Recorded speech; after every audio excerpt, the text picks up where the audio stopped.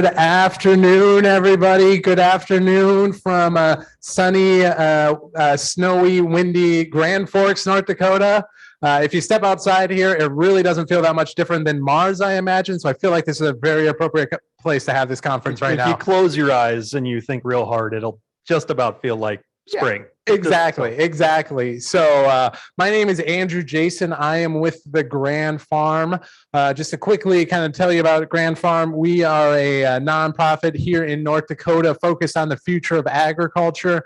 And when we think about the future of agriculture, I don't know what's more futuristic thinking than space agriculture and the technology and impacts that space technology is having on agriculture today. Who are you, Jonathan? Oh, well, thank you, Andrew. My name is Jonathan Gerke. I'm the Director of Development for the School of Aerospace Sciences. And what does that mean? I work with partners and alumni to bring investment and fundraising to things like scholarships, academic research, capital projects, and things like that. So I have the wonderful opportunity to work with partners like Andrew and Emerging Prairie and Grand Farm to talk about really technology pushing topics like space agriculture. Right. Well, that's great. Well, you know, for those, we have a great virtual audience here. We have about 250 people tuning in from 9 different countries. So we're really excited about everybody joining us. We're really sorry that you're missing this great blizzard that we've had over the last couple of days. So unfortunately, we are excited to be here. And for those that were able to make it, gather in person. And for those who are virtual, welcome. A couple of quick shout outs I want to make to our virtual audience. We have about 40 or 50 people down in Huntsville, Alabama with the Hudson Alpha Bio Alabama watch party. Thanks for tuning in. Crookston High School, Stephen Argyle High School. You guys were supposed to be here. We would love to have hosted you, but alas, Mother Nature had other plans. So we just want to make sure that we welcome all of you, and we wish you were here in person, but we hope you enjoy the content of today. Absolutely. And I got confirmation from our friends in Arkansas. So Harbor High School in Springdale, Arkansas, if you're listening in, thanks for tuning in. Awesome. Well, that's great. So why are we here? Why are we talking about space ag? It's kind of a weird idea, but I think there's a couple of areas that we want to really impact. So the first is, as you talk about space technology and the technology that's developed for that, whether it's satellites, whether it's technology developed from indoor agriculture on the ISS and things like that, there are real life implications. So we have Harrison Weber here with the Red River Sugar Beet Growers Association. And we're really excited about driving innovation that's going to help our farmers in our region through space technologies. And the second one that I get really excited about is through, when I was a kid, I grew up in northern Minnesota. I would go out and we lived out in the middle of nowhere, kind of on a lake place. And I would go out and sit on the dock and just look up and, start dreaming big about what's possible. I think there's just something about space that really kind of draws out the inner child and gets you excited and kind of makes you think beyond yourself.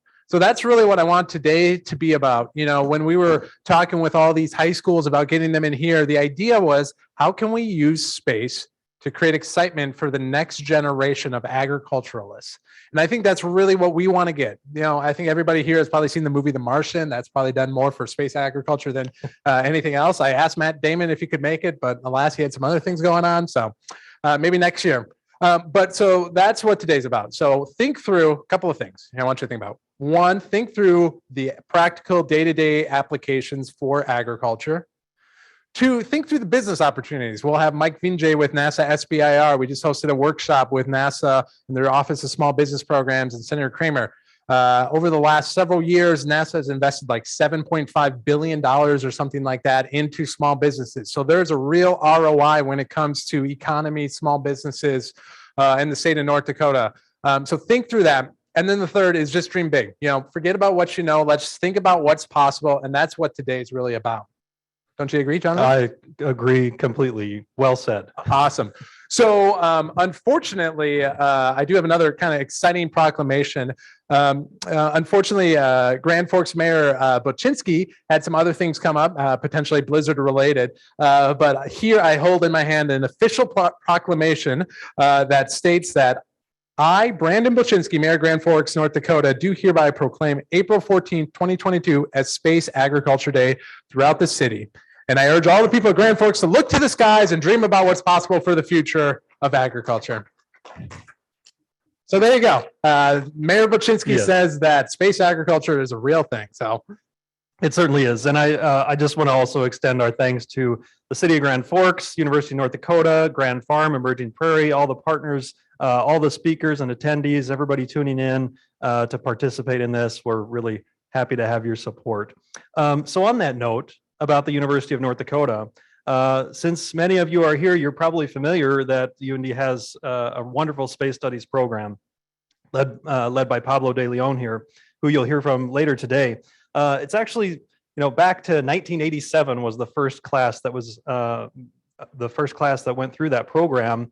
And we're the largest, oldest multidisciplinary space studies program in the country. So thinking about the relationships that we have in North Dakota, the partnerships between our friends to the south and the whole ecosystem here, there's such a wonderful suite of opportunities for people to come together, think about big ideas, and actually have an impact on them. absolutely.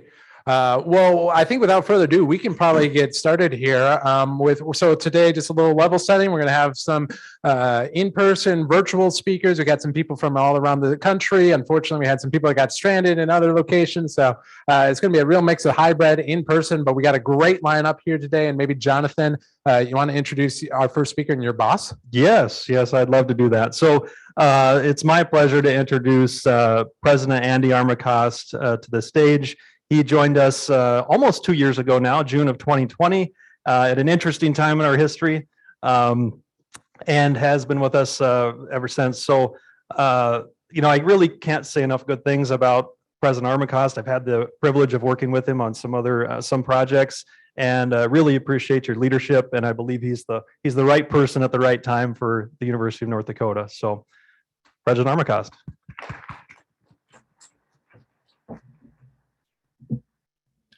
Well, thanks to Andrew and Jonathan for the great warm up for today's event, and a lot of exciting topics are on the agenda. And I know that in a moment I'll make the introduction of our keynote speaker, but first just a few comments. My background includes time in Air Force Space Command and the wonderment of what we could do as the nation's Air Force in space. Of course, that was a precursor to the Space Force, and I think the Hawk was handing out Space Force memorabilia. Hopefully, you can take that. But the recognition of the impact of space, not just on military operations, but on commercial operations.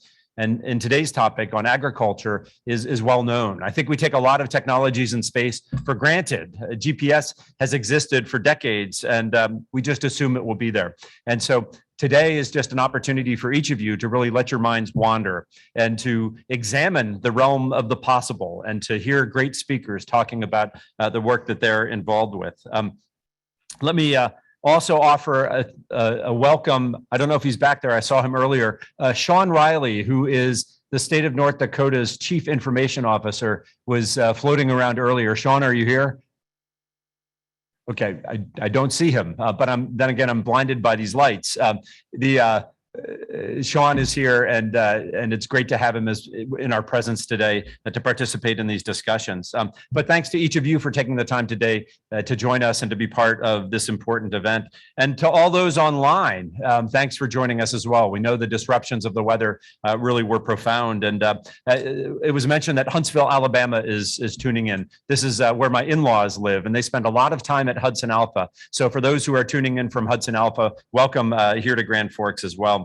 And I've been thinking about this conference for the last couple weeks, just as I see it approaching on the schedule, just the opportunity to engage in the creative process and to just, again, the wonderment of what it means to utilize space-based capabilities for the benefit of the agricultural sector. Of course, as Andrew and Jonathan mentioned, we can't help but think about The Martian. And I've been thinking about Matt Damon and his lonely excursion to Mars in the movie. And but movies like that, science fiction, helps us think and expand our ways of thinking about what the realm of the possible might be. And so with that brief introduction about my excitement about this conference, let me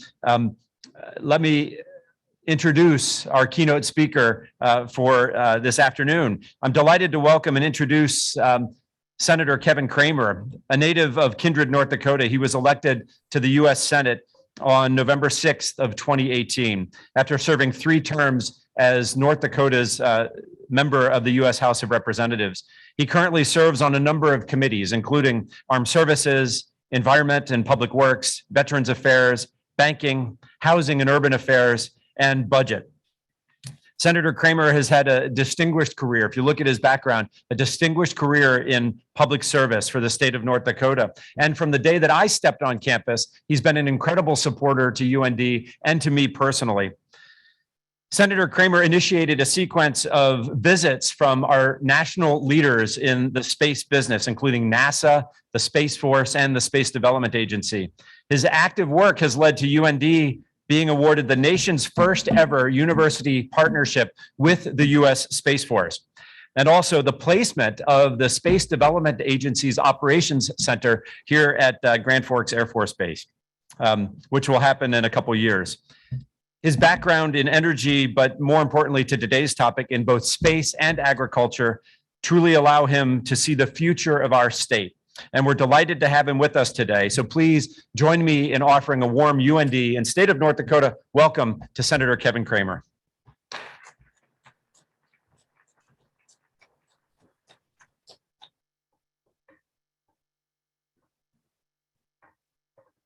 Well, thank you all very much. I don't know if you can hear me, but for whatever reason, my video is not working because it's saying that the host has control of it. So hopefully somebody can get me a message that that says you can see me. But if not, that's fine. I just want to make sure that you can hear me, if that's okay.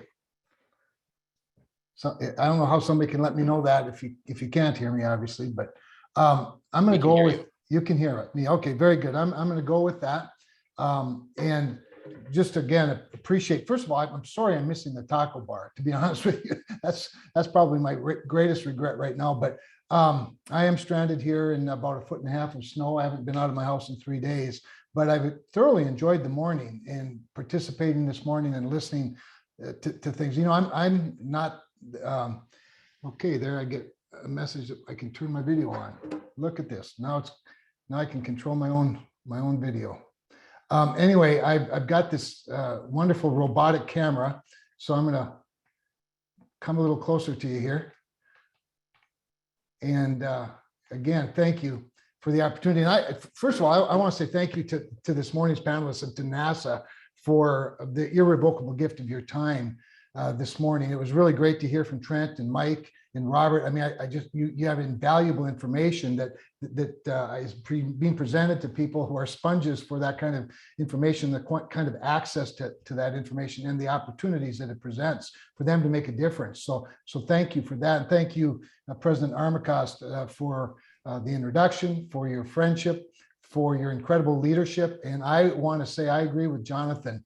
You are the person for the times at UND, and what a fantastic partnership it's been in my short time bringing these space leaders to this incredible space school, and having a president that actually knows what they're talking about, not to mention a whole bunch of great faculty. Thank you to you, Andrew, and to the folks at Grand Farm for your leadership in this event and in so many other events. It's really a privilege for me to participate today. So thank you for that. As I mentioned this morning at the workshop, fostering growth between space and agriculture, and really space and several industries. I don't think you can exaggerate its importance, even as you said, Mr. President, with so much being taken for granted. You know, one of the things I often say about really important things is that part of the reason they're so important is because nobody knows they're being done. They just take for granted the fact that we're at peace, that we're safe, that our GPS works, that Siri actually knows at least 8 out of 10 times the right direction to wherever we're going. But having a conference like this, which brings these sectors, the private sector, academia, and the federal government, and particularly NASA, together, speaks volumes to your leadership, to the leadership of everybody in the room and watching online. And to the folks in Alabama, hey, Tommy Tuberville, Senator Tuberville and I are good friends. We work closely together on space issues. I'm a founding chairman of the Space Caucus in the United States Senate. Tommy was quick to join when he got there. And he's been a real close friend on a lot of issues, but especially on the issues of space and national defense. But some people might be watching this or have heard about it and thinking the overlap of space and agriculture seems far-fetched, maybe. And yet, when you think about it, it's really not far-fetched at all. It's quite significant on a very large scale, as you all know. But when you think about the things that every American, every human in the world need, things like energy and especially food, and you consider the fact that the farmable land is shrinking because, of course, we're growing out into it. There might be other factors. We know there's a lot of land that's farmable, but it's not being farmed. There's a lot of technological advancements that allow us to do more in smaller spaces. A lot of that discovery takes place in space and takes place in the scientific discovery process of growing food in small places. So clearly, higher yields on less land is something that we in North Dakota have been about for a very long time. Space is something that we in North Dakota have been about for a very long time. So the juxtaposition of these two incredible industries is and concepts and policies really makes all the sense in the world to happen right there at Grand Forks today. When you consider things like rainfall assessments from satellites that help farmers make planting decisions, fertilizing decisions, irrigation decisions, obviously space and agriculture come together. Accurate information, analysis, a lot of data can help predict obviously things in a region that are important to a farmer's decisions. And so, yeah, enhancing both productivity and profits are important, and space plays an important part of all of that. You guys, time is one of the most deceiving things in my life, but I want to say it was probably a month ago, maybe 3 weeks ago, when they had the very first Ag Day on the Capitol Mall.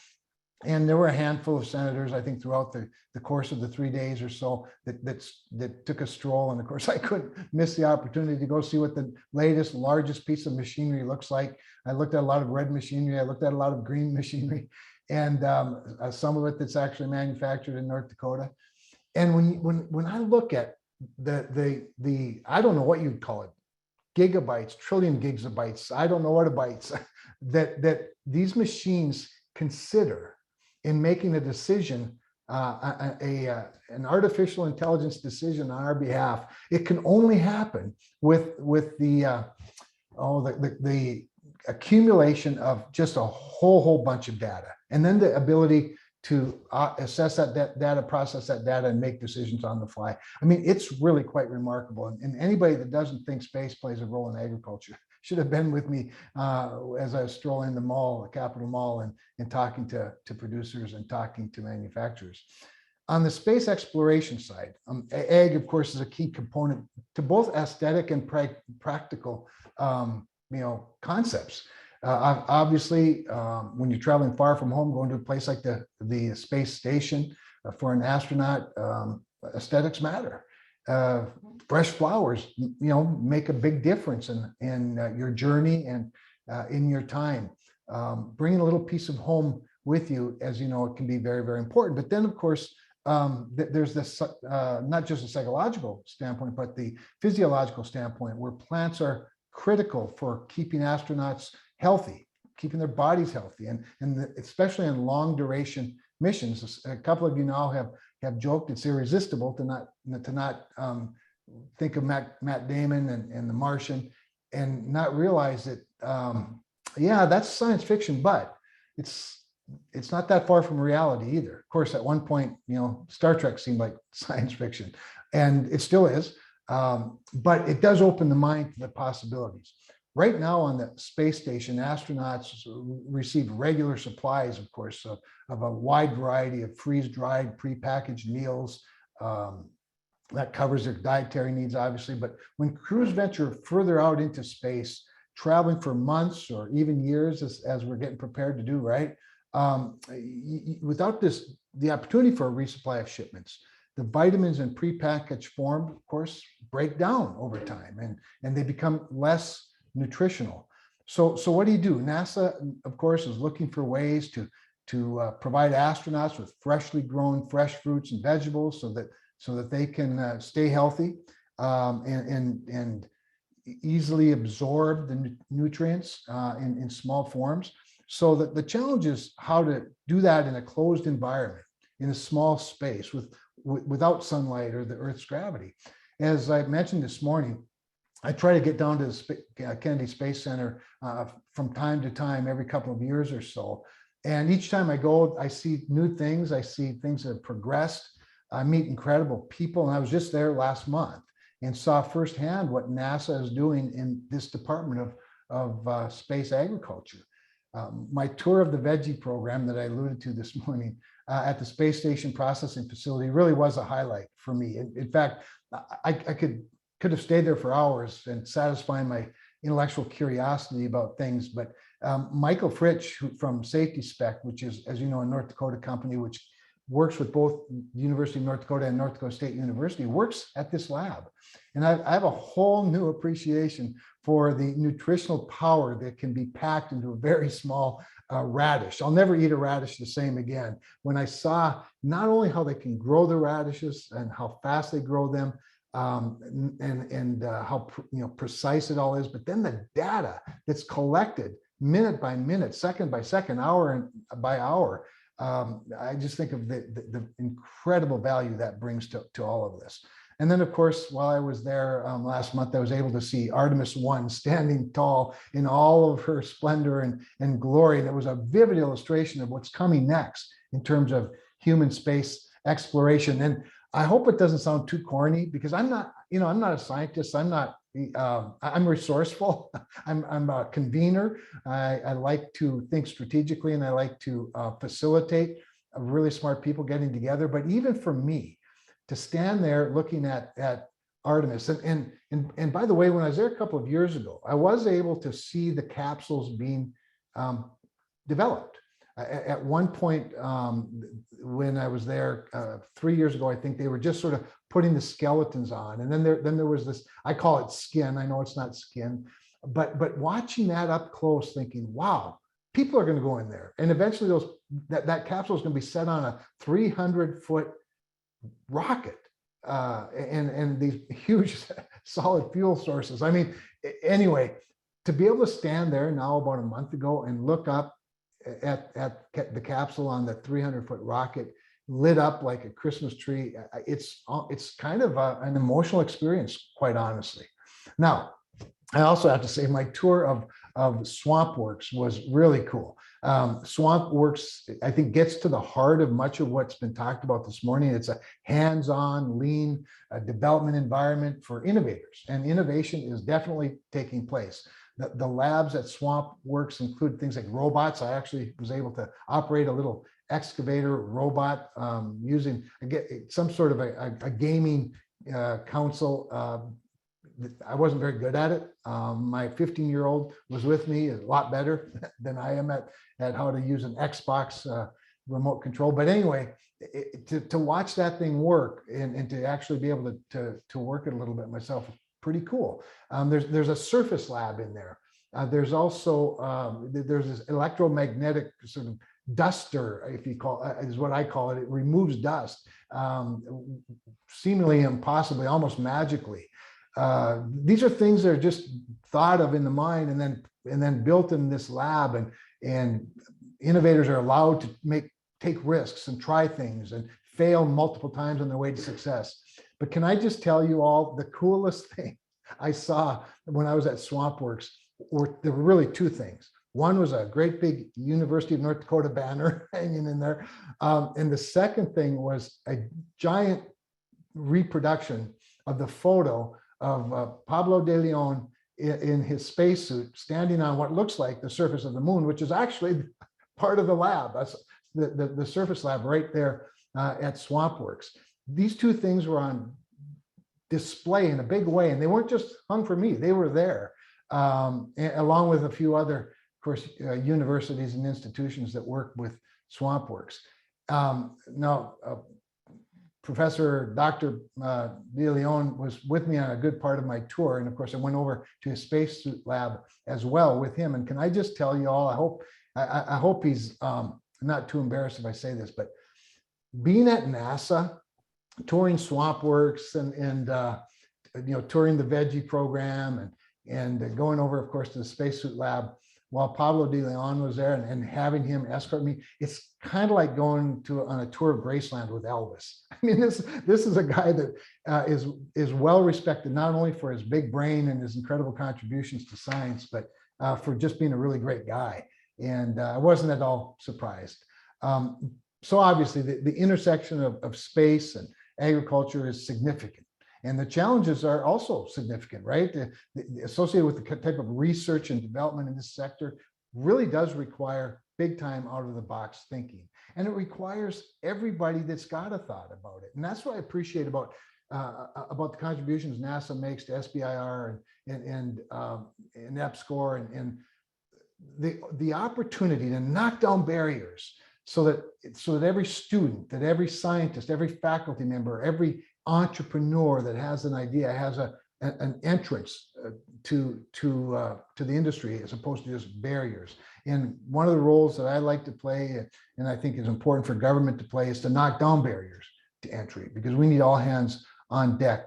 If we're going to enhance our own capabilities, both on Earth and in space, we have to continue to invest in our young people, invest in STEM education, invest in research and development, and to work together with the private sector. I think I said it this morning, and I don't think it can be overstated, that but for the private sector in space, I'm not sure the government would be doing the big things that we're doing in space. The government and private enterprise, the public-private partnerships in every aspect of society are important. But I think in space, they're particularly important because the private sector has always seen commercial opportunities and has looked for opportunities for return on investment and profitability. But the government, there are certain things that only the government can fund, and there are certain customers that really require the government to be involved. So I think what you're doing today and continue to do as institutions is really, really important.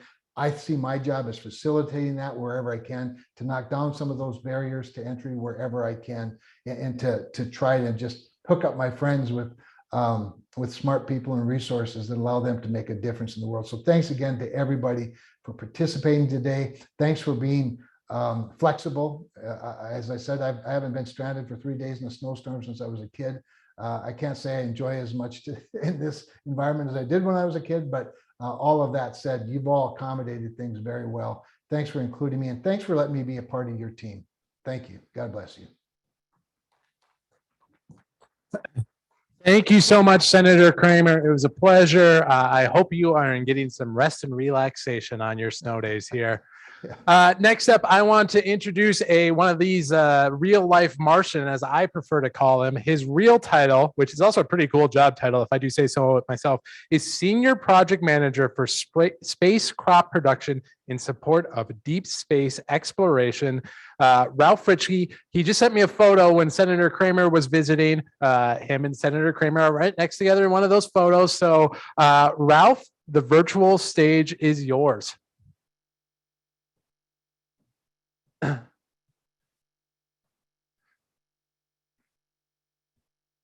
Potentially, the virtual stage is yours, Ralph.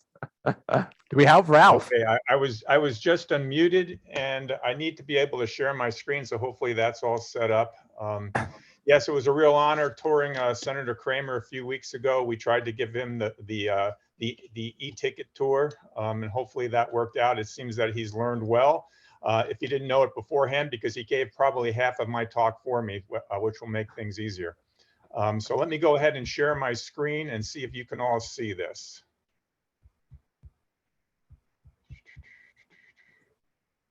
And if not, we'll just have to go to, I'm having a similar problem that I had a few weeks ago. Do you guys see this up there now or not? If not, I'll just talk to my charts. We do not, unfortunately, Ralph. All right. And so rather than take the time, let me go ahead and I'll just talk to him. It's not a big deal from my perspective. There's not a whole lot of imagery in it. There's some, but nothing that we'll really miss. So basically, I'm here today to talk to you a little bit about where we are currently with the food system that we currently use in the International Space Station, tell you a little about the challenges we have in exploration food systems, and then probably conclude a little bit as to how collaborations that we have here on Earth with businesses, companies, and universities can help enable some of the challenges that we have to be resolved. When I talk about food system today on the International Space Station, I think it's important to realize that there's probably less capability up there to cook and prepare meals than people might think. There's really currently, there are no refrigerators or freezers for food storage. All the food that's sent up from the ground is processed and prepackaged. It is a limited menu. It's basically an 8-day menu cycle for a 6-month mission. They only get fresh food available at resupply. So periodically with resupply missions, they'll get fresh fruits and vegetables, but they don't last long. The prepackaged diet that is actually sent up, that's the bulk of their diet, it's a diverse diet. There's probably close to 300 ingredients now, but it's still low in several key nutrients. That means that over time, longer space station missions menu fatigue sits in. And also as over time, vitamins and the quality of that food degrades. So that's where we are today. And that's probably the best case scenario for the near future. So what's our vision down at Kennedy for the work we're doing with space crop production? And basically, there's a parallel here because we're looking to ensure food system security on these long duration missions. When we start branching beyond low Earth orbit, when I start talking about missions to Mars, longer periods of time, we have to recognize that food and nutrition really are the first line of defense for crew health and performance. And so our goal is to help supplement that by providing safe, nutritious, and acceptable fresh food and add some variety to the crew diet.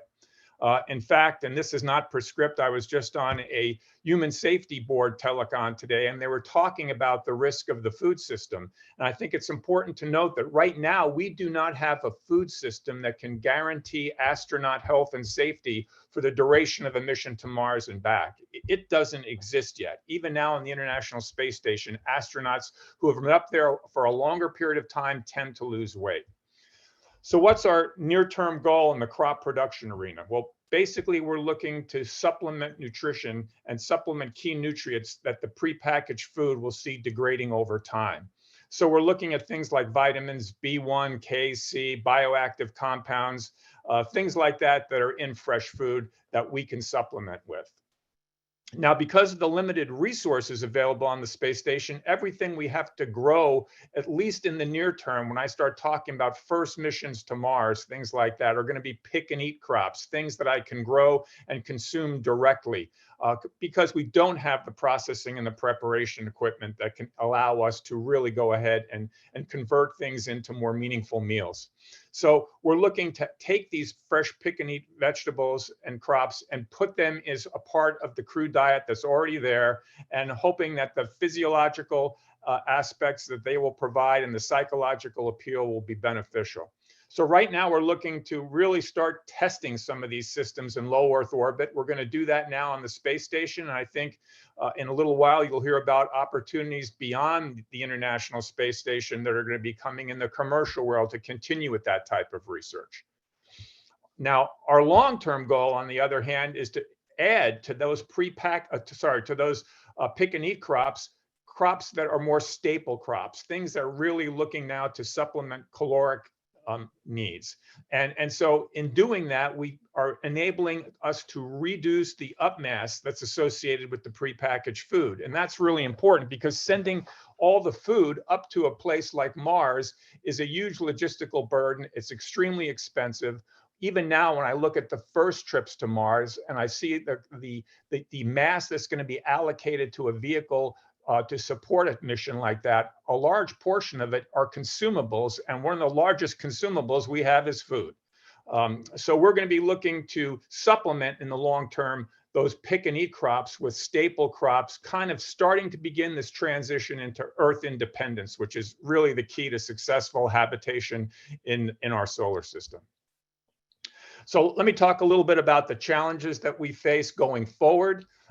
Once we transition away from low Earth orbit and I start talking about deep space, which is anything in the arena beyond the Earth's magnetosphere, protective magnetic fields, or I'm in a new radiation environment with galactic cosmic rays, high energy solar particle events, and I start getting further away, we have some significant challenges. So first off, the further away we go, as distance increases, our access and ability to get back or to get to that place it takes more time.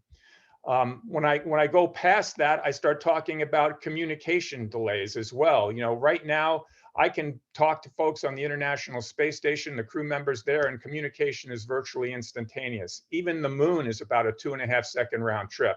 But for Mars, depending on where Mars and the Earth are in their planetary alignments, it could be almost a 45-minute round trip delay. So that's going to change how we do business. It's not going to be directly ground controllers talking to crew members. We're going to have a lot more independence in that regard. Now, another way we're going to need to, start showing more independence is that the hardware that we send, we're going to be forced to take with us everything that we need for that mission. There's no longer easy resupply or even the ability to resupply. So we have to devise our hardware now to no longer being cases where I take failed components and wait for a docking mission to come up with some resupply and provide me a new component. We need to make sure that everything can be repaired in place. And that means 3D printing replacement parts, because we want to keep the logistical supplies that we take with us and need to take with us as low as possible to reduce that mass.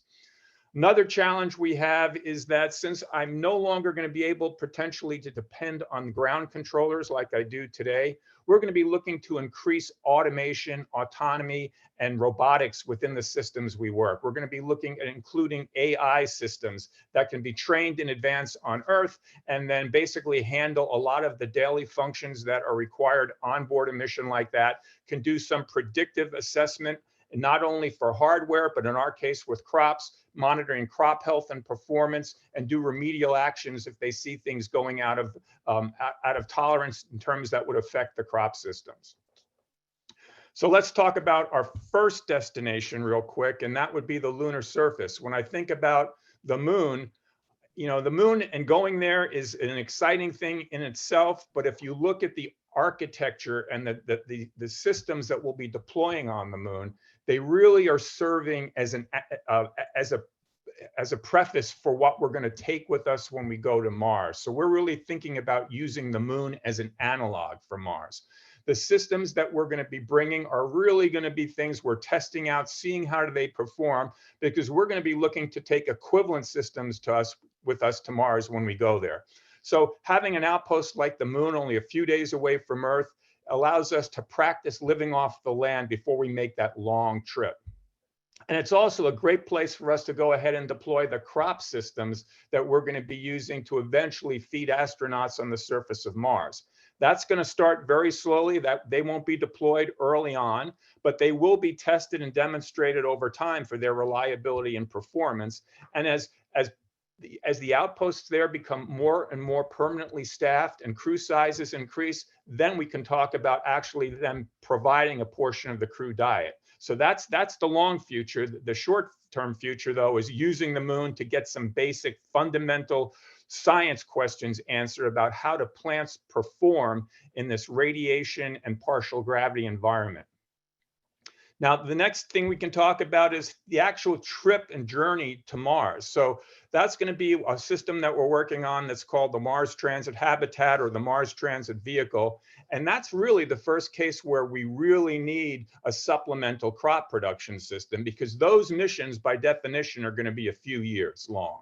The early missions to the moon are going to be much shorter. Food will be prepackaged food, will handle the crew needs for those durations. But that first trip to Mars, that's going to be the case where we need to bring something along with us to ensure we have a system on board that keeps the crew healthy and operating at peak performance.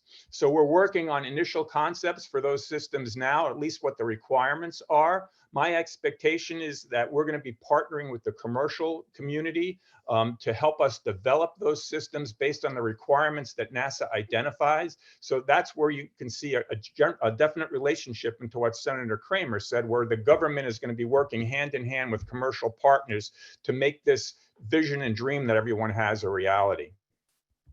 When I get to Mars surface, ultimately what I'm going to be looking to do is, like I said, try to sever the cord that we have with Earth as much as possible. It'll never be completely severed, but over time, we're going to be looking to use crops production systems as a component of a bioregenerative life support system.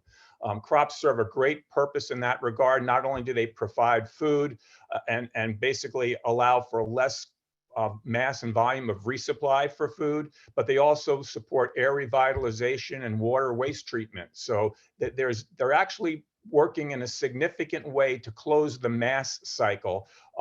And that's what really needs to be done for a bioregenerative system. We're always going to have to add energy into the system. That will likely be done with nuclear fission reactors, put at a safe distance from the habitation areas. But we're looking to do as much as we can to close that mass loop and really generate ourselves a real bioregenerative life support system. Coming to the end of it now, I want to come back to how do we partner with Earth and what's the history of NASA's collaboration with universities and companies been. And a few things that I'm always told to point out: LED lighting for plants, things that are used today very commonly in the controlled environment agriculture arena, even in home plant growth systems. That was really patented through NASA funding with the University of Wisconsin. So NASA was, intimately involved in the rollout of that technology. In addition, NASA used a technique for growing plants hydroponically called nutrient film technique, and we adapted that to potato production, which led to the development of production techniques for seed potatoes that are used today. So when you look at what's going on, there is a collaborative effort back and forth. Those are just a couple of small examples, but we do face similar challenges. We're both here terrestrially and in space. We're dealing with limited resources. We have a need for reliable, efficient production. Time is a valuable commodity. So how much do we dedicate to humans to perform? How much do we turn over to automated techniques to do it? And then we want to find out any issues that we have with plants as soon as possible, whether we're talking about a space application or we're talking about an agriculture environment here on Earth. So when I break it down even further, let's talk about some of the hardware and technology areas where we know the commercial companies can engage with NASA and help us. So I briefly mentioned lighting systems. There are also methods afoot right now to look at imaging systems that can monitor plant health and food safety using things like hyperspectral imagery, fluorescence imagery, where actually through these systems, we can get early insight into plant stress and plant health well before, several days before those plants manifest the stresses so that the human eye can interpret them. So we also, because of a space flight application, we need to stress reliability, maintenance, and miniaturization. So technology companies have a role there. The development of specific sensors that give us the insights we need to plant health are very important as well. And taking those sensors and fusing them into a system that is predominantly AI controlled, that takes advantage of robotics, has smart control systems, all of that is the pathway to the future. I think that it's as beneficial for us in space as it is for controlled environment agriculture systems that are being deployed near major urban centers, so we can minimize some of that transportation time and food loss that is encountered on those journeys. So there's also a kickback to field agriculture, just like when remote sensing systems and satellites were working with field agriculture. So it's a benefit across the board from a hardware perspective. When I look at the actual plants aspect of thing, the horticulture and how do I grow plants, we're looking at specific cultivars where we can actually tailor plants that we grow to maximize the edible biomass versus the volume of plants, the plant material in general. Then we're going to be looking at selective breeding. How can I selectively breed or even genetically engineer seeds to meet the stress parameters that we know that they're going to be experiencing in deep space flight. So that's an area where we're starting our investments as well. And then the whole concept of the microbiome, the relationship of the plant, the growth system, and the vehicle and crew. How do we maintain and maximize that for health, for not only the plants, but for the hardware systems and the crew? And then, how do I grow plants efficiently? How do I optimize the recipes, whether they're lighting recipes, water recipes, that grow the plants as soon as possible and maximize the nutrient content of them? And ultimately, at the end of the day, food safety trumps everything. What we do has to be food safe. We know that here too in agriculture terrestrially. For spaceflight applications, it's probably even more of an impactful need, just because we're so far away from home that the ability to seek and get medical treatment for certain foodborne pathogens becomes even more problematic. So that's kind of a quick overview. I probably went over my time a little bit, but I appreciate your attention, and we'll be glad to listen to the rest of the speakers. Fortunately, I even know some of them, and echoing Senator Kramer's words about the next generation. One of the speakers that will be coming up shortly after me, Ben Greaves, used to be my intern at the Kennedy Space Center, and now he's working for Starlab Oasis. So there is a future that happens with internships. I would strongly recommend that anybody who's interested in applying for a NASA internship do the research, find out what it takes to potentially get your name in and see if you can make the team. So thank you very much, Andrew. Appreciate it.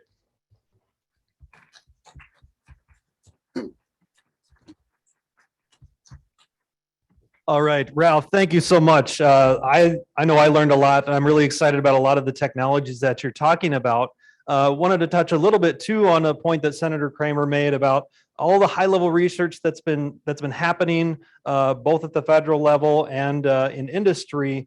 But he made an important distinction that some of the things we're pursuing may not actually be happening, but if not for the commercial sector. So I get really excited at this particular intersection of academia and industry when we're taking these concepts and working with really smart inventors and business development people, and taking these things and putting them into the commercial market in an economically viable scenario. So our next speaker is Mike Benji. Mike was with us last year. I had the privilege of sitting on of leading a panel with Mike, and we got to talk a little bit about these topics as well. So I'm really excited to have Mike back with us again this year. Thanks for taking the time to be with us again, Mike. He leads the Center Technology Transition team at Kennedy Space Center and leads the SBIR STTR programs there. So he gets the privilege of working with a lot of these small business people in developing these new technologies. So looking forward to hearing from Mike. And with that, I'll turn it over to him. From home here at Kennedy Space Center. And let's see if my video, looks like my video might be working here. Can everybody hear me? Hoping everybody can hear me. Yes, we can hear you. Thank you so much. Great. Okay, so I'm going to try to show a couple slides just to see if I can get away with it. Earlier today, I was talking to some folks about the SBIR program, Small Business Innovation Research. Basically, there's a part of NASA that is interested in working with small companies, small businesses to try to solve some of our trickier problems. And one of the things that really comes into play when you're working with space technology is something that I think can best be termed testing in relevant environments. And I want to bring it up just for a quick little nugget of discussion, just because I think it's one of the things that's really distinctly different between the space industry and other things. We all have different industries where stuff has to accomplish its task, but one of the big problems with space is the environment that things have to do their task is usually pretty crazy. Like there'll be no gravity, or there'll be no air, or there'll be high radiation, or things like that. And because of that, a big part of doing any sort of technology development in the space industry has to do with testing in relevant environments. And in the case of NASA, a lot of this stuff is done underneath the Flight Opportunities Program. So here's an example here of Blue Origin's vehicle that can provide suborbital testing capabilities. But in general, there's different types of relevant environment testing. And I just want to bring it up because I think it's a real key important part of the space industry, what really sets it apart. A lot of times you can do testing like in a lab, like you would expect on a bench top, or simulate some basics of some conditions in the ground. Then there's, depending on what the technology is, a lot of times we have to go to suborbital flights. And in the case of a parabolic aircraft, that's one that's literally going up and down like a roller coaster and creating moments of zero G, so that we can have little nuggets of time to accurately test technologies in microgravity. There's other examples. The high altitude balloons can get you just about outside of the atmosphere, and other types of rocket vehicles, all the way up to ISS testing. And soon they'll be testing on the moon. And I wanted to bring all this up because a lot of people don't realize, especially folks that aren't in the space industry, that all of this is in and of itself technology development as well. In other words, you may be thinking that a lot of the innovation for space has to do with the hardware that's actually being used in space, but oftentimes it takes innovation to even come up with an accurate testing environment so that you can do a simulation, so that you can accomplish test objectives cheaper than actually going to space itself. That's why there's a lot of cleverness that comes into how do you go and create simulated environments, or how do you basically trick the technology into thinking it's into space so that you can accomplish testing at a much lower cost. It's another side of the tech development that I was just going to bring up. And lastly, I just want to do one little closing thing. We talked a lot about how different companies have had some successes with NASA. This one in particular, Astrobotic, is worth talking about. Astrobotic Technologies, it was a group of college faculty out of Carnegie Mellon University in Pittsburgh. They put together some software to help basically free-flying drones navigate lava tubes and other things like that on the surface of the moon. But that software was so good that it led to follow-on contracts and work. And they won some larger tipping point solicitations, some other things, to the point now that Astrobotic is arguably a prime contractor. They now are one of the ways that companies will be able to get to the surface of the moon in the future, because Astrobotic now has, as one of the services through the CLIPS program, the contract to be able to offer rides for technology to the surface of the moon. So that's an example of how a company can get started just as a startup within in this case, the STTR program, and then through the years working with NASA, and actually with SwampWorks was where they developed a lot of their technology at Kennedy Space Center. That's how they can grow and become a larger company. It's kind of a good success to look at. And with that, I'll turn it back over to the conference. Awesome. Thank you so much, Mike. A couple of facts about Mike. This morning, we hosted a little workshop with him, and he gave the kind of embarrassing stat that there has been one SBIR NASA awardee from the state of North Dakota. So that is our goal today, to change that. We want more SBIR money flowing into the state. So whoever's out there, let's make that happen. Second, he came here last year. We hosted this conference out at our farm. It was in the middle of August. It was 100 degrees. It was beautiful.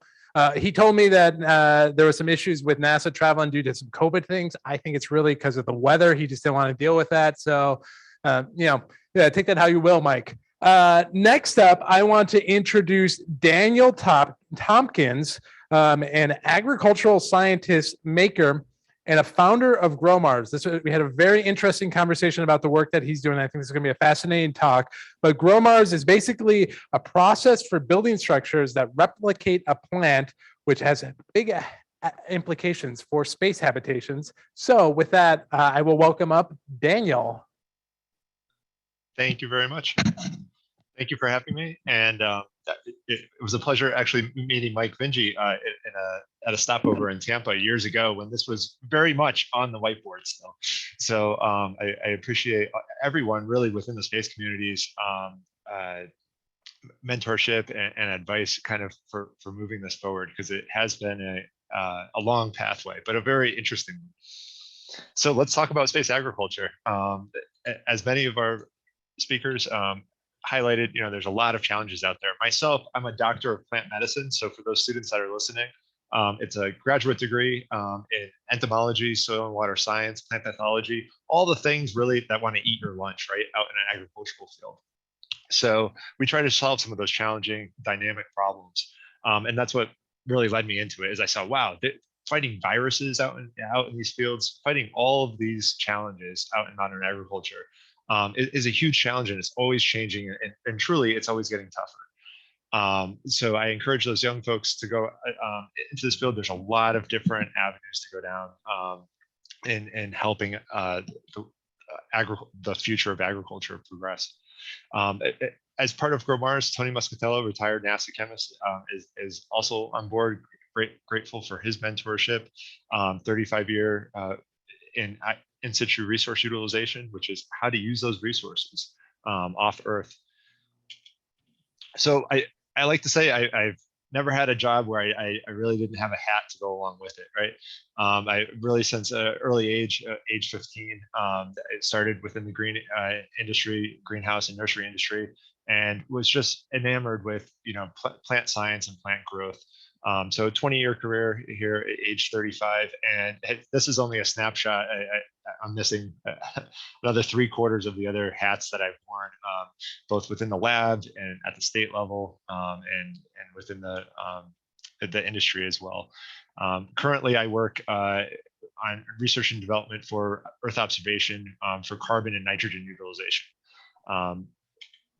So what can space agriculture provide?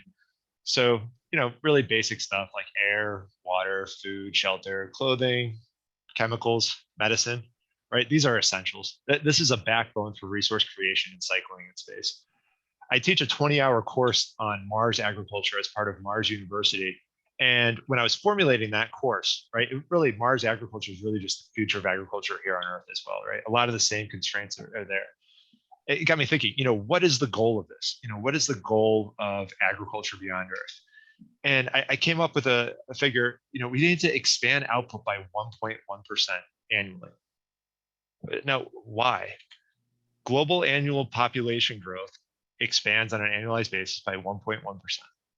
These are in really some of the best of times. It topped out at about 2%. It's 1.1%. You think of any economic model or biological model. Imagine if an organism grew at 1.1% a year, it would be very slow growing. How do we do that with our limited land resources, right? So as these two charts show, as human population grew, so did the amount of agricultural area that we farm on, and they're very closely linked together. So we're coming to this bottleneck, and I think that's widely known for those that are, but it's been a long time coming. So how do we move forward, right? We only have so much habitable land on Earth. We only have so much, arable land. Are we going to keep, moving on to the next best piece of land, which is usually forests, and deforest the world more? What interests me in space agriculture is maybe we could actually expand on the worst land, the least ecologically sensitive land, some of that barren land up there in the upper right, that 19% of barren land, that's not being utilized, maybe not as ecologically sensitive. If we can have expansive, passive agriculture in space, what does that mean for how we expand production here on Earth? Of course, there's lots we can make up with efficiency. That's kind of my day job, but space is the dreaming job, right? So how can we keep expanding to keep up with it? And so the decision to try to figure out how to live independent of Earth's natural resources, also allows for an entirely different way to live on Earth. And I think that will be the biggest take-home message and really biggest take-home technology that we get if we can not just sustain in space, but expand in space. These resources on Earth may not be all that worth fighting over for. So again, when you go out into space, what are the options? You can bring food, you can bring greenhouses to grow food, you can bring a machine to make greenhouses, or you can bring a machine that uses a greenhouse output to make more greenhouses. So the fourth one is what we're working on.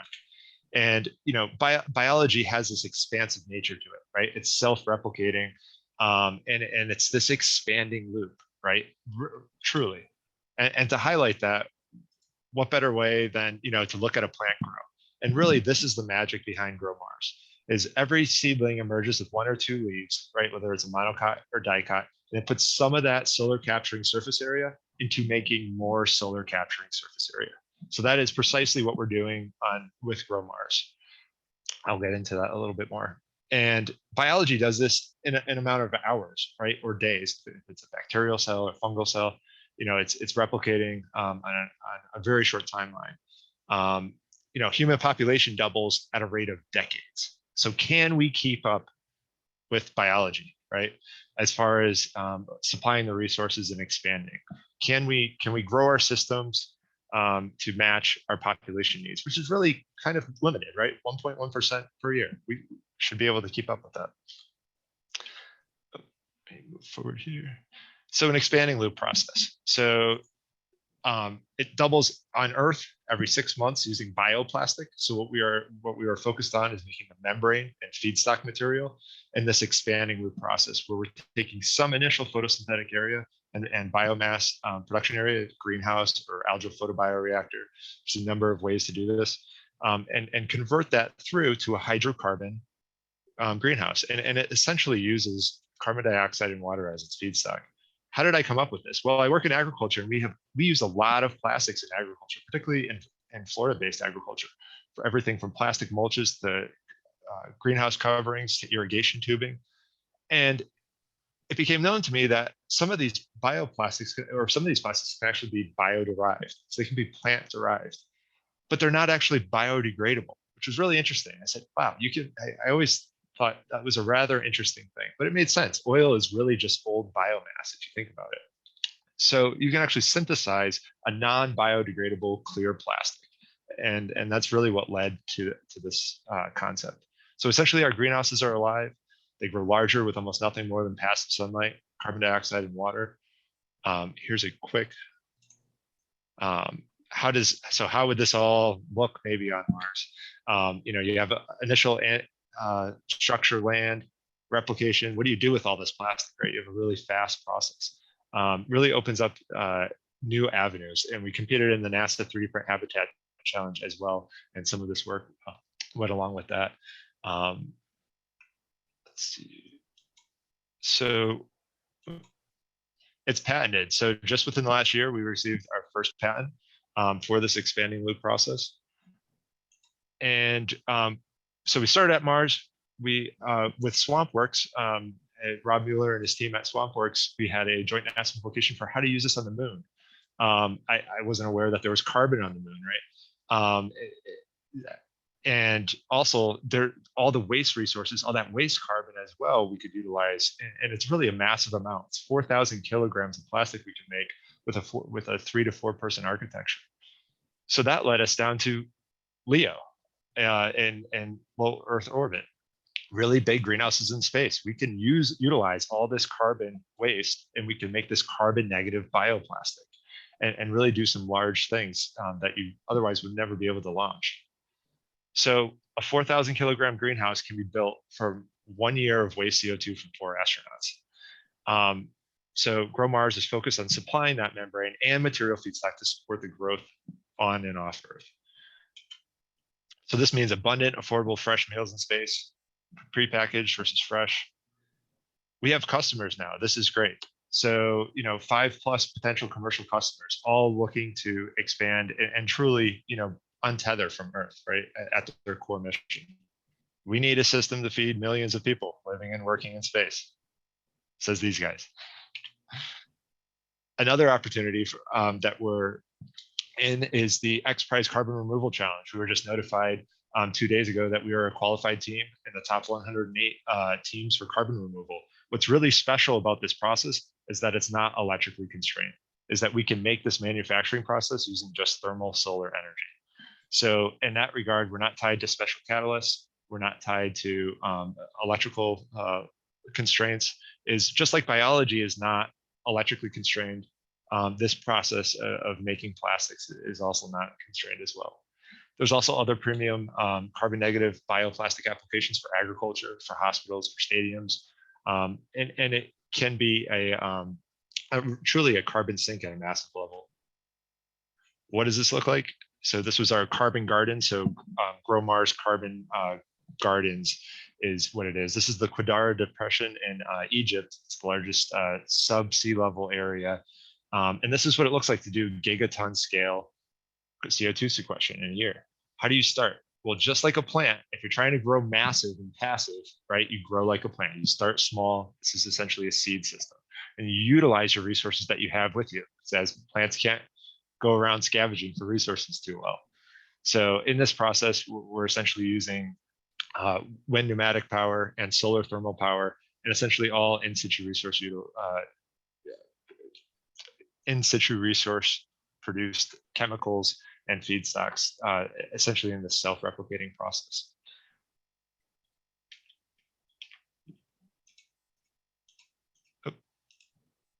So on that, I'll hand it back, and thank you all for having me.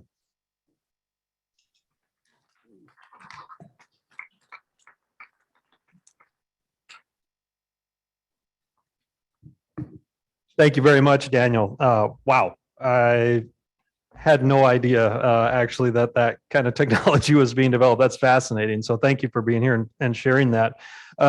Next up, we have Ben Greaves. Ben is he is a closed environment agricultural engineer based in Abu Dhabi with Star Lab Oasis. So Star Lab Oasis is working on a lot of the same things that Daniel kind of alluded to. How do we use turn dry, non-nutrient rich areas and use those to be more efficient in growing food sources? And obviously this is directly applicable to both growing more food products in space, but also being more efficient in our farming and agricultural production here on Earth. So also, just how cool is it that we can sit here in Grand Forks, North Dakota, and have somebody from Abu Dhabi joining our conference. So Ben, thanks a lot for joining us today. Really looking forward to hearing what you have to say. Absolutely. Thank you so much. And I want to thank Grand Farm and UND for having me.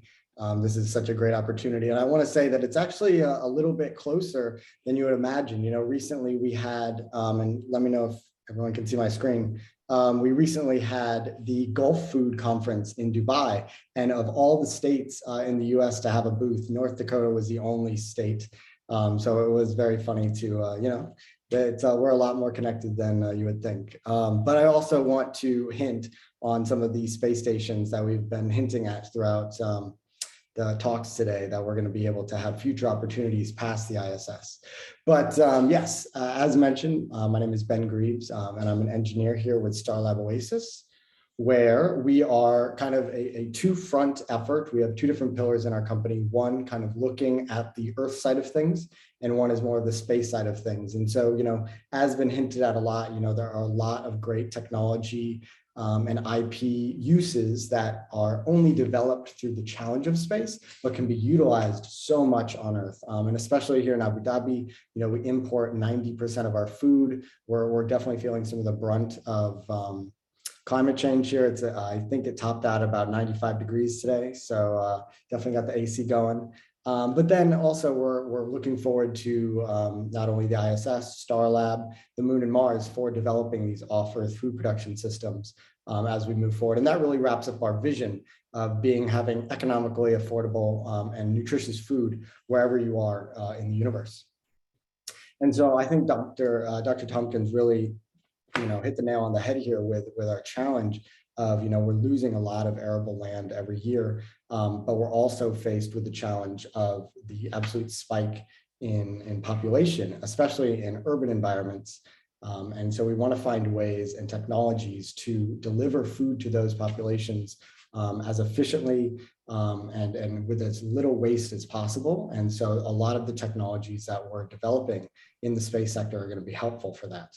But at the same time, you know, a more positive note, the cost to launch kilograms to space has absolutely dropped. And so we're now seeing the opportunity to go back to the moon, to look forward towards Mars. And so, you know, it's such a great opportunity to be getting involved in the space industry, and not only as engineers, but, you know, we're going to need a whole lot of people involved, as the Senator mentioned, in terms of the different skills and expertise and background required.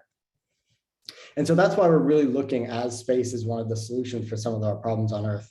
We were featured in a Mubadala documentary there in the bottom right. They're one of the largest sovereign wealth funds here in the UAE. And our boss, Alan Herbert, is talking about how, we're really looking at a few different areas of how the space can help with life here on Earth. We want to show that agriculture is one of those great examples of how space can help on Earth, whether it be the research in terms of better understanding how some of these plant research and plant physiology changes when it's subject to microgravity and radiation, or developing some of these novel seeds that Ralph mentioned. We want to make sure that that's opened on a commercial level. And one of the exciting things about as we move towards commercial ventures, it really starts to break down some of the barriers between countries. And so being here in Abu Dhabi, we're obviously looking at all these different areas in the Middle East that might be able to gain through some of these novel seeds, but also, all around the world. We want to make sure that this is a space and a research facility that can be used by anyone on Earth. And then some of the tech transfer opportunities, I'm going to jump to the next slide here, based off of, I'm just essentially going to repeat what Ralph said, but such a great example of the LEDs being pioneered by NASA and really seeing the challenge of having to grow plants in space and not being able to use sunlight. And now we have a $1 billion LED industry. I'm using it as a light right now. And we really want to see all the different ways that can help with not only agriculture, but other factors here on Earth. Some of the water irrigation systems, obviously huge for here in the UAE, where water is really one of the limiting factors. So a lot of these off-Earth technologies are going to be able to help some of the people that are getting hit the hardest. Some of our initial contact here in the UAE, and this is just an example of how these emerging space nations can really affordably get involved in the space game through agriculture.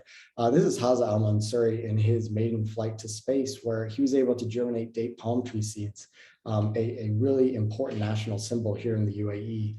And so, this wasn't only a research experiment, but also just showed people here, Emiratis, that, there's opportunity now to get involved in space, something that hadn't been an opportunity here before. And so we want to continue to replicate this imagery and this feeling for people around the world.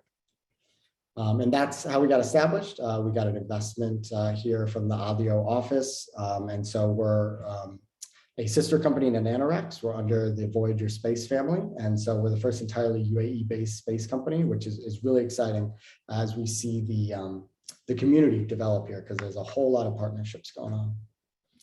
This is kind of going back to the importance now that we're kind of moving on a commercial level of bringing space down to Earth, whether it be pulses in North America, whether it be cassava in Africa, coffee and cocoa in South America.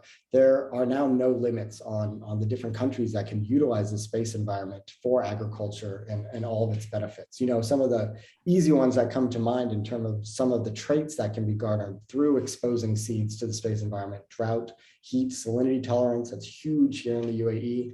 Bioproduct content, as we shift towards biofuels, how can we maybe have sunflowers or soybeans have a higher oil content so we don't have to keep cutting down forests in order to grow more? Nutrient content, but then there's a lot more. One of the reasons I'm really glad we're in the UAE is we're on the ground with farmers learning, something that we hadn't even thought of, but maybe just growing your crops, having them grow just about a half a foot shorter makes, cuts time in harvesting. So these are the conversations that we're now capable of having as we move towards a more commercial space. So to wrap up kind of all of Starlab Oasis's service products and capabilities, we're obviously in the game of off-Earth plant growth and food production hardware, as a lot of great companies here are. We're going to talk about our Space Oasis Agricultural Student Challenge for students here. I'm going to talk about that on the next slide. Space phone biological post-flight analysis. So we have a lab here in Abu Dhabi where we're able to do some of this analysis, whether it be germination, agronomic analysis, some of the tolerant growth trials, and genetic sequencing through some of our partnerships here. And then finally, as mentioned, we want to find ways to use this technology in astronaut analogs, vertical farming, waste processing, obviously another huge issue that we're facing as a planet. And so going back to that Space Oasis Agriculture Challenge, this is kind of a personal project with me here at work. And so I'm so excited. We're partnering with DreamUp and NanoRacks. DreamUp is focused specifically on space education. And so we've developed this kind of turnkey, customizable, it can be grades K through 12. It can be university, depending on the level of complication with some of these payloads. But we have students design these different ag tech payload ideas, and in partnership with the university, we select the winner, and we're able to send that to space. And so with how young the astrobotany community is, some of these students could be sending up the first plant of that kind. And so we're really excited, any students, professors, administrators involved are interested in this. We're loving to unroll this. We've already looked at a couple universities, and love to continue working with some people here. And it's all kind of wrapped up with this public draw to plants and food and space. One of the great things about our field, I think we can all agree with, is everyone brings their own perspective to food. We were on a panel last year at IAC. I am, as everyone else, a food expert. I practice 3 times a day. Everyone has their own story with food, whether it's that homegrown meal, that home cooked meal. And so everyone can bring their own perspective to this. And also plant biology and food is understood at such a young age that it's such a great opportunity to bridge people and bridge young students into the more complex field of space exploration. It's a whole lot easier than nuclear propulsion and orbital dynamics. So we're excited to be continuing to work with students. So last slide, and one of the more exciting things, NanoRacks, our sister company, Voyager Space, our parent company, has partnered up with Lockheed Martin, and they won a $160 million grant to develop Starlab, not to be confused with Starlab Oasis, to look to maybe not replace the ISS, certainly want to add to it, because we're looking to go up in 2027, and hopefully we still have the ISS at that point. But, this is going to be such a great opportunity. We hope to work with, a lot of the people here in coordinating some of the agricultural and plant science technologies, experiments, and TRL development as we move forward to the moon and Mars. So if you have any questions on anything, please send me an email, and really looking forward to continuing to hear some of the great presentations. Thank you so much.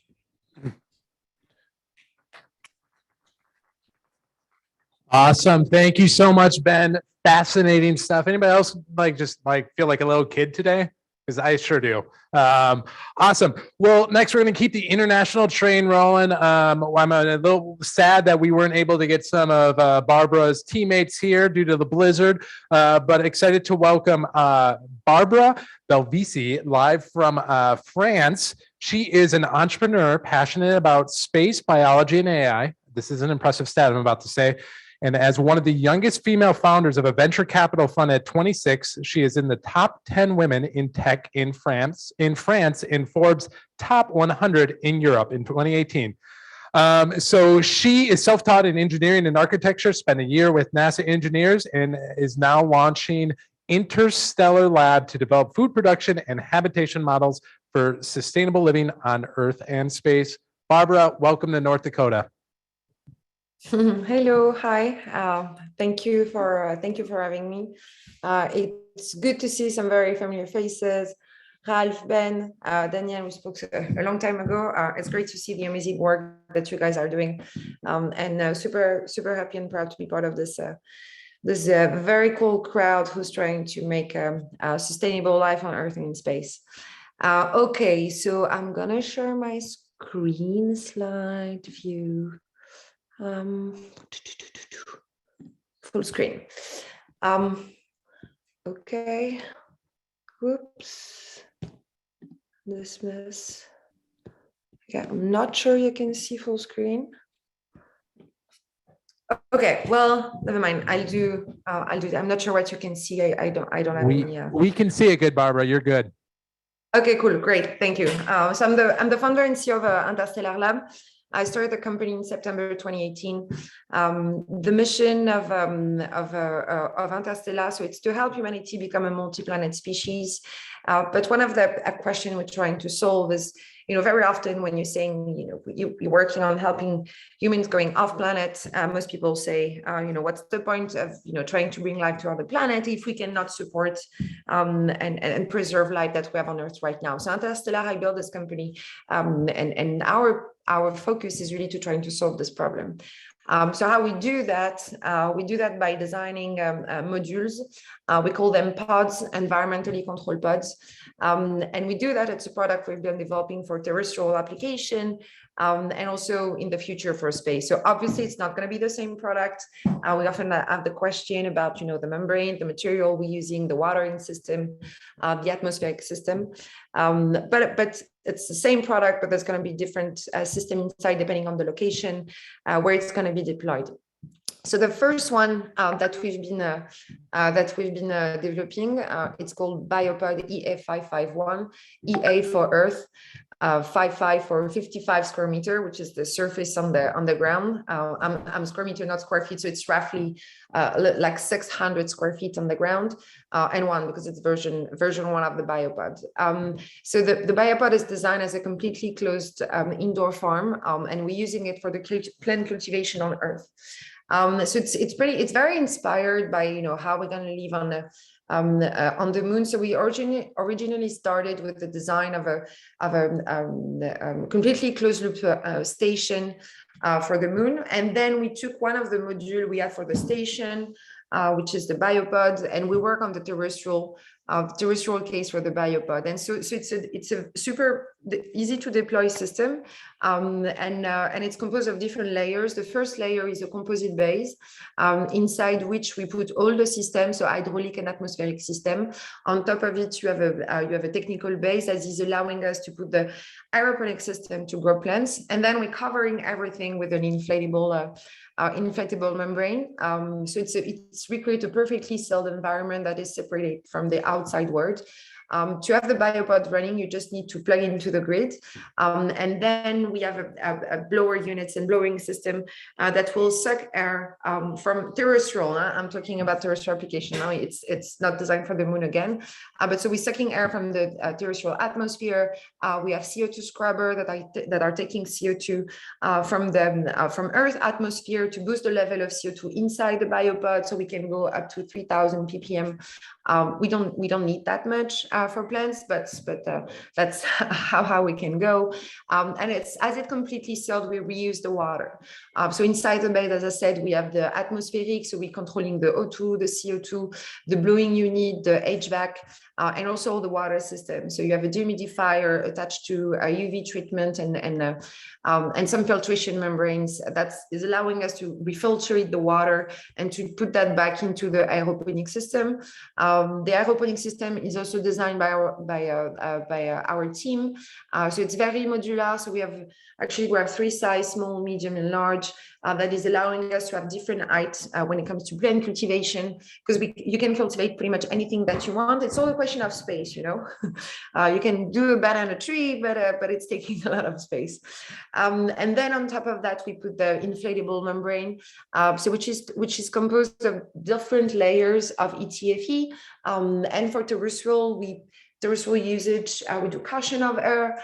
For lunar application, what we envision is to use the same material, ETFE, and to have layers of air and layers of water, which will allow us to keep being on the surface of the moon in the future on Mars, but to create a protection against solar radiation by doing this multi-layer of water and air. Inside the Biopod, you can grow over 300 species. We've been testing a lot now. We are focusing mostly on flower roots, microgreens and berries as well. And of course, you can do vegetables and fruit, but this is what our main customers right now are looking for. It's designed for sustainable agriculture. So by recreating this closed loop and by this sealed and closed environment, we can reuse the resources, and which is pretty much what's going to happen in the future for lunar greenhouse and Martian greenhouse, capture of CO2 and reducing energy needs, boosting yield, because you can recreate any type of climate, but also you can play with the length of the day in a completely sealed environment. So we're selling the Biopod at $250K plus subscription model to our customers. We have over 70 pre-order right now, so it's pretty good. It's a good business to sell Biopods. We're a team for those who know of us since then. So we're a team of 26 soon. And gather a lot of different disciplines from agronomy, software and AI, engineering, some people in the marketing and the design, of course, and myself and Jim on the C-level. We have Brooke, who's with us today at the conference. I know he's watching right now, and we're all coming from different company. Of course, we have folks from NASA, from the CNES, but also from SpaceX, Airbus, from Agricole, some very cool indoor companies. So to date, what we've been doing, of course, a lot of small prototype of the biopod, but a lot of testing as well. So we mounted several aeroponic systems, and we've been growing a lot of diverse plants that are usually traditionally not grown in aeroponics. So getting ready to put them in our biopods. We grow some vanilla and orchids as well, and among many of the plants. We moved into manufacturing, full-scale manufacturing. So the first biopod full-scale is being built. So it's a big milestone for us as a company, and it's going to be installed early June in Paris, and we're bringing it to United States, to California. Then we have Texas and Florida. So it's going to be October, November, December / January. So I think in 2019, I said that we're going to build the first module in 2021. Well, we have 1 year delay, COVID happened, so it's not that bad in terms of deadlines and delivering. So that's the composite based in manufacture right now in Brittany with our supplier. The previous picture was actually the membrane. You can see the ETA fits one of our prototype. And it's pretty big. Biopod, it's really big. So it's like 11 meter long, 6 meter large, and 6 meter wide. There's a dog barking, and that's what we do for terrestrial applications. So it's interstellar is often it's really like we're trying to show how by designing for space and then applying space design and space approach and some space technology back on Earth, you can actually build sustainable food production system. As Ben just said, there's a huge market on Earth and in need for solution. Regarding space, we're starting with so we were part of the winner of the NASA Deep Space Food Challenge with a system called Nucleus. It's pretty much the same concept than Biopod. So it's just a different form factor because we need to put that into a station. And so Nucleus is a combination of phytotrons, so environmentally controlled pods. Those ones are cubic. They're designed to grow microgreens, mushrooms, and insects. So they combine with trying to recreate this closed ecological system. So we can leverage on the CO2 produced by the mushrooms to feed the plant and use the O2 to feed the insect as well. So really we're trying to recreate this equilibrium, this biological equilibrium that we have on Earth in cubic and completely self environment in space. So we're moving right now into prototyping for this one, and it will be ready by the end of August, early September. We're also working on space gardens. So we have 3 requests for proposal currently ongoing with 3 orbital stations in Europe and United States. So it's a consortium of several companies, and we're doing the interior, so everything around the aeroponics and the life support system. And it's very inspired by all the work that we've been doing on the biopod. And on this one, I cannot tell that much, but we're basically we're working on the lunar version of the biopod, currently working on the sizing and the dimensioning of the systems that are very different than the one we're designing for Earth. We're probably going to change a little bit on the form factor as well because of deployability constraints and the size of the payload. But that's the work that is ongoing, and probably by the end of this year, I hope we'll be able to share a little bit more about the design of our lunar greenhouse. So we work with NASA, we work with the French Space Agency, the CNES as well. One of our biggest partners is Dassault Systèmes when it comes to the simulation. We do a lot in a digital twin. So we have simulation of the biopod, which is allowing us to have a really optimized system and a lot of that. We've been part of 2 space program, acceleration program, Space Founder and Starbust. We're a young company, and we have a lot going on, but we recently announced a $5 million in seed closing. Previously to the seed, We actually did a 2 million pre-seed. So it's very cool.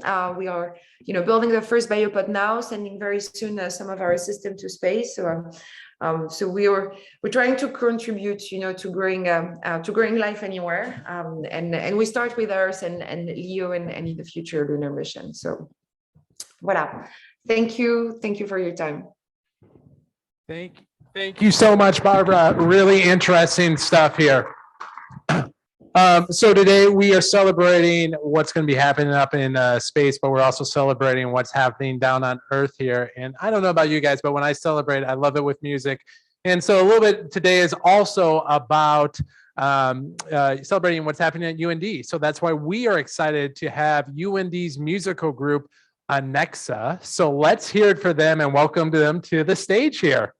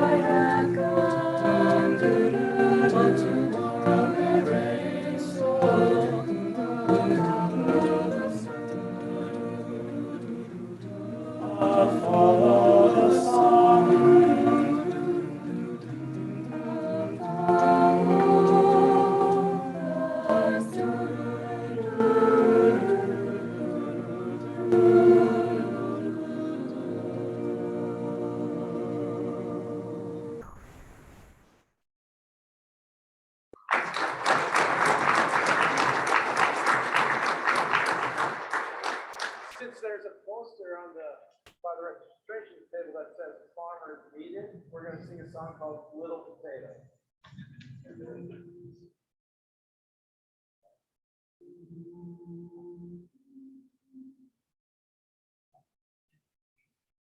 You're